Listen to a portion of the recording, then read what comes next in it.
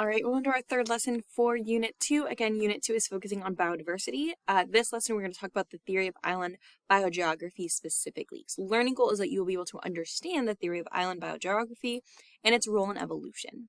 So by the end of this lesson, you should be able to define island biogeography, identify the two main rules, describe the effect being a larger island has on an island's biodiversity, describe the effect of being closer to the mainland, and then explain how evolution can happen a little differently on islands. And for our CED for AP specific, learning objective is describing island biogeography, and you should be able to describe it as the study of ecological relationships, distribution of organisms on islands, and these organisms' community structures. You should also know that islands have been colonized in the past by new species arriving from elsewhere. You should also be able to describe the role of biogeography in evolution. So many island species have evolved to be specialists versus generalists because of the limited resources, such as food and territory on most islands. The long-term survival of specialists may be jeopardized if and when invasive species, typically generalists, are introduced to outcompete specialists.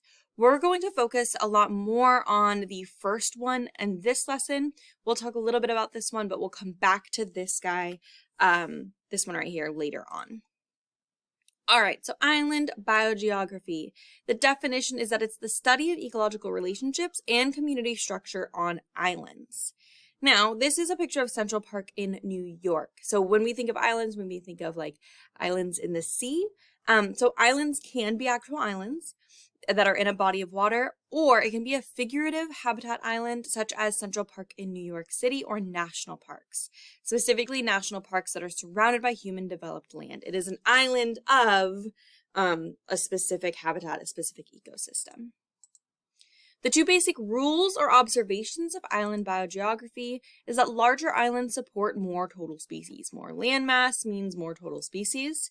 The larger the island, the greater the diversity, the greater the ecosystem diversity. The greater the ecosystem diversity means more food and habitat resources. It also means more niches or roles that ecosystems can play in, or that organisms can play in the ecosystem. And then the second rule is that islands closer to the mainland support more species. So easier for colonizing organisms to get to the island from the mainland. And then more colonizing organisms means more genetic diversity in the new population. So that's what we can see here. So here's the mainland. We have a large island that's close. It has a lot of species. We have a small island that's close. It has kind of a lot of species, a little less than a large one. We have a small island that's close-ish, has less species, and then this one's far away and small, so it has very little. So number of species as the island area increases is going to go up, and the number of species as it gets further from the mainland, it's going to go down. So larger islands, again, that means higher ecosystem diversity, more available niches and roles, and all the different food sources available to, an example is all the different food sources available to birds on the Galapagos. So that's lots of land space, lots of food. Larger population sizes mean more genetically diverse and more resistant to environmental disturbance. We want genetic diversity because that means if a disease comes through that wipes out some of the population, hopefully with genetic diversity, some of the population will be resistant. If the entire population is very similar, not very diverse, then it's more likely that they're not going to be resistant to changes. Also, usually has a lower extinction rate. Species are less likely to die off because there's more space, so slightly less competition for resources. So there's a positive correlation between island size and species richness. So number of species, this is going to be species richness. We're not looking at diversity specifically, it just is the total number of species. To island size, as the island gets bigger, we see a slight increase in number of species. All right, so this is similar to that picture we looked at before, but we have two close islands, one that's small and one that's big, and we have a lot of different species on those guys, and then as they're further away, we have less. But the smaller one only has 4, bigger one in this example has 7, and then same for this one. The smaller one's going to have a little less than the big guy. So close to the mainland means higher species richness. That's what we're seeing here. The closer it is, only 12 kilometers away, we have a lot more. The 30 kilometers away, a lot less, a lot lower species richness. So that's because it's easier for more species to migrate to island from the mainland. They can swim or fly versus it being super far away. It's going to take a long time or they're not going to make it. More continual migration of individuals to the island habitat. It's less likely that it's just like, well, they accidentally ended up there and so they're going to stay and create a new population. The closer it is to the mainland, the more often it's going to be intentional migration.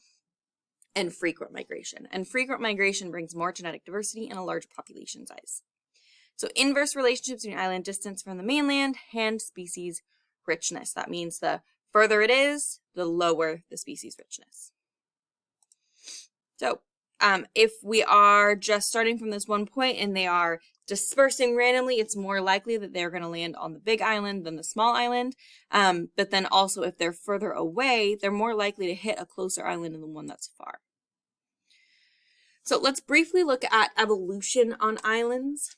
So one of the examples that we see the most are going to be with finches. So different beaks quickly evolved to fit a variety of different food sources on the island. Single colonizing species from mainlands quickly evolved to many slightly different species to adapt to new island conditions.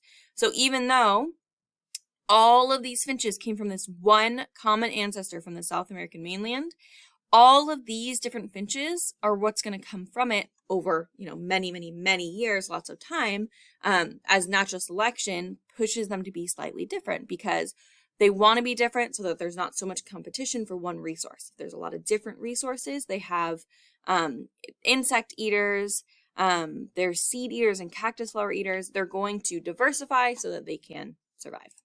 All right, our practice FRQ for this guy. The first is to describe the process of colonizing an island habitat. So what does that look like? How do they get there? And then describe how the island's distance from the mainland influences the number of species that will colonize the island habitat. And if you have any questions, please let me know and I will see you in the next one.